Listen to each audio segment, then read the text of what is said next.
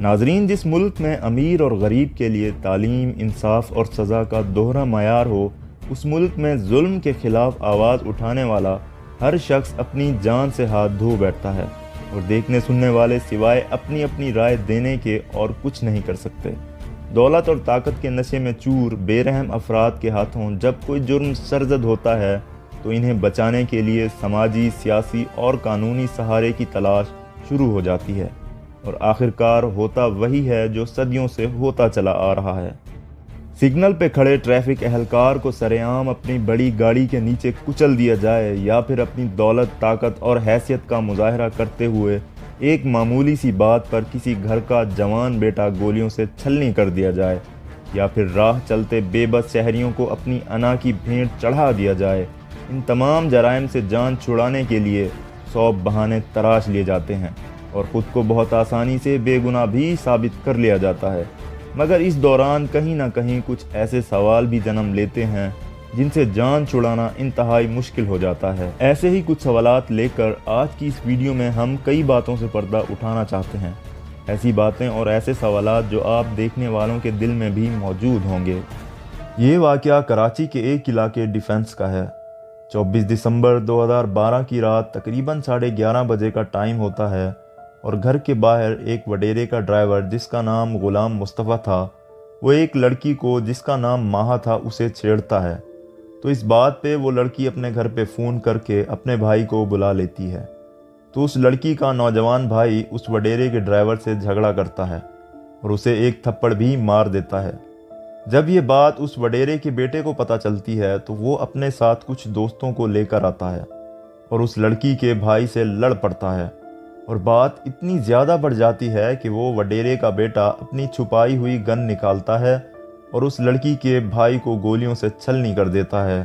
اور اس کی وہیں موقع پہ موت ہو جاتی ہے۔ ناظرین، اس لڑکی کا بھائی جس کا اب قتل ہو چکا تھا، وہ اس وقت کے ڈی ایس پی اورنگزیب کا بیٹا تھا جس کا نام شہزیب اورنگزیب تھا، اور دوسری طرف جو وڈیرا تھا اس کا نام سکندر جتوئی تھا، اور اس کا بیٹا جس نے قتل کیا تھا اس کا نام شاہ رخ جتوئی تھا۔ شاہ رخ جتوئی اس وقت 17 یا 18 سال کا تھا اور آسٹریلیا میں او لیول میں پڑھ رہا تھا، اور یہ 7 دن پہلے ہی چھٹیوں پہ پاکستان آیا ہوا تھا، اور اس نے کچھ دنوں بعد واپس چلے جانا تھا۔ خیر، پھر اس قتل کے واقعے کے تیسرے دن 27 دسمبر کو شاہ رخ جتوئی اور اس کے دوست دبئی فرار ہو جاتے ہیں۔ یہ واقعہ جب پاکستانی میڈیا میں آتا ہے تو آگ کی طرح پورے پاکستان میں پھیل جاتا ہے، اور اس کے نتیجے میں پورے پاکستان میں مقتول شہزیب کے قاتلوں کو پکڑنے اور انہیں سزا دلانے کے لیے مظاہرے شروع ہو جاتے ہیں۔ تو پھر 30 دسمبر 2012 کو پاکستان کی سب سے بڑی عدالت سپریم کورٹ کے اس وقت کے چیف جسٹس افتخار محمد چودھری اس واقعے کا از خود نوٹس لے لیتے ہیں۔ اس کے نتیجے میں پولیس پر پریشر پڑنے کی وجہ سے 5 جنوری 2013 کو شاہ رخ کے 3 دوستوں کو پولیس گرفتار کرنے میں کامیاب ہو جاتی ہے۔ اس کے چند روز بعد ہی شاہ رخ جتوئی کو بھی گرفتار کر لیا جاتا ہے،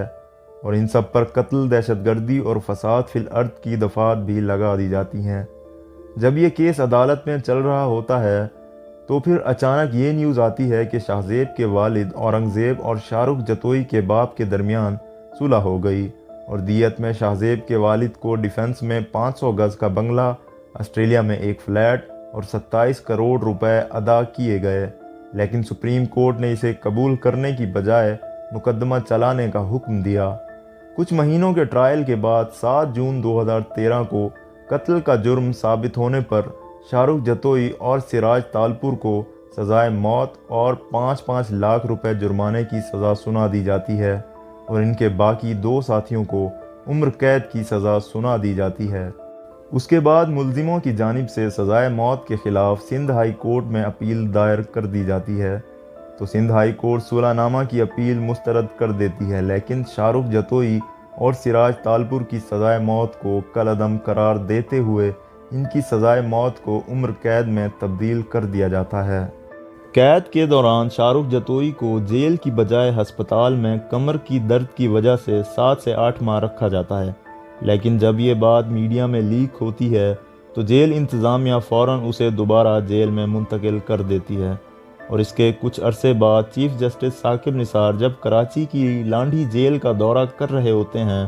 تو مختلف بیرکس کے دوروں کے دوران شاہ رخ جتوئی کے کمرے کا بھی دورہ کرتے ہیں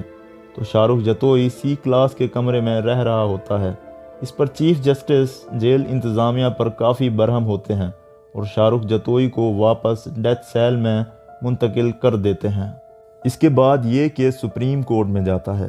وہاں پر ان دونوں خاندانوں میں صلح ہونے کی وجہ سے یہ کیس کمزور پڑ جاتا ہے اور دہشت گردی اور فساد فی الارض کا جرم ثابت نہ ہونے پر اس قتل ناحق کے 10 سال بعد 18 اکتوبر 2022 کو شاہ رخ جتوئی اور اس کے دوستوں کو بری کر دیا جاتا ہے۔ ناظرین، اگر اسلام کی روح سے دیکھا جائے تو اسلام میں قصاص کا مطلب ہے کہ آنکھ کے بدلے آنکھ، کان کے بدلے کان اور قتل کے بدلے قتل کیا جانا چاہیے، لیکن اس میں اسلام ایک یہ بھی اجازت دیتا ہے کہ مقتول کے ورثاء قاتل کو دیت کے بدلے معاف کر سکتے ہیں، اور آج سے 1400 سال پہلے کی ایک آدمی کی دیت 100 اونٹ ہوتے تھے، جس کا حساب آج کے دور میں کم سے کم 2 کروڑ روپے بنتے ہیں۔ اگر یہ دیت لینے سے مقتول کے ورثاء قاتل کو معاف کر دیں تو اس میں کوئی برائی نہیں،